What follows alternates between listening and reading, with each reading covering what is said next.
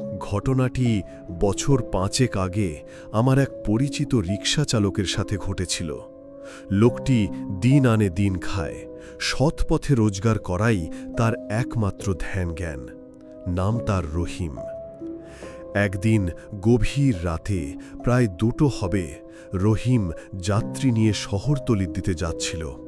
রাস্তা একদম ফাঁকা, দুপাশে ঝোপঝাড় আর মাঝে মাঝে একটা গাছ। হঠাৎ রহিমের রিকশার সামনে এসে একটি অল্প বয়সী মেয়ে দাঁড়িয়ে পড়ল।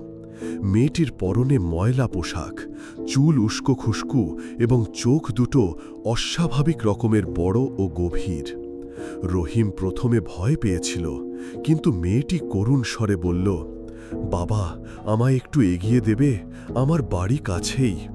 রহিমের মন নরম হয়ে গেল। এত রাতে একটি বাচ্চা মেয়ে একা দাঁড়িয়ে, নিশ্চয়ই কোনো বিপদে পড়েছে। সে রাজি হল। মেয়েটি রিকশায় বসলে রহিম প্যাডেল করা শুরু করল। কিছু দূর যাওয়ার পর রহিম খেয়াল করল মেয়েটির শরীর অস্বাভাবিক ঠান্ডা। এই ঠান্ডাতেও মেয়েটির কোনো শীত করছে না, এমনকি মেয়েটি একটি কথাও বলছে না, শুধু ফ্যাল ফ্যাল করে তাকিয়ে আছে। রহিমের কেমন যেন সন্দেহ হতে লাগল। কিছুক্ষণ পর তারা একটি পুরনো কবরস্থানের পাশ দিয়ে যাচ্ছিল। সেই সময় মেয়েটি হঠাৎ করে অট্টহাসি হাসতে শুরু করল। হাসিটা এতটাই ভয়ঙ্কর ছিল যে রহিমের রক্ত হিম হয়ে গেল। সে দেখল মেয়েটির মুখের আকার পরিবর্তন হচ্ছে, দাঁতগুলো ধারালো হয়ে উঠছে আর চোখ দুটো যেন আগুনের মতো জ্বলছে।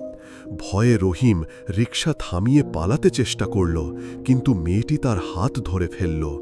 মেয়েটির হাতের স্পর্শ বরফের মতো ঠান্ডা, কিন্তু ধরাটা লোহার মতো শক্ত। রহিম বুঝতে পারল এ কোনো সাধারণ মেয়ে নয়। মেয়েটি ফ্যাঁসফ্যাঁসে গলায় বলল, "তুই আমার খাবার নষ্ট করেছিস, আজ তোকে আমি খাব।" রহিম প্রাণপণে ছাড়ানোর চেষ্টা করল, কিন্তু পারল না। এমন সময় তার মনে পড়ল তার মায়ের শেখানো একটি দোয়া। সে মনে মনে সেই দোয়া পড়তে শুরু করল। দোয়া পড়া শুরু করার সাথে সাথেই মেয়েটির হাতের ধরা আলগা হতে লাগল। তার ভয়ঙ্কর হাসি বন্ধ হয়ে গেল এবং শরীর কাঁপতে শুরু করল। এক মুহূর্তে মেয়েটি ধোঁয়ার মতো মিশে গেল অন্ধকারে। রহিম ভয়ে কাঁপতে কাঁপতে রিকশা নিয়ে সোজা বাড়ির দিকে রওনা হল। সে আর পিছনে ফিরে তাকায়নি। পরের দিন রহিম অসুস্থ হয়ে পড়ল।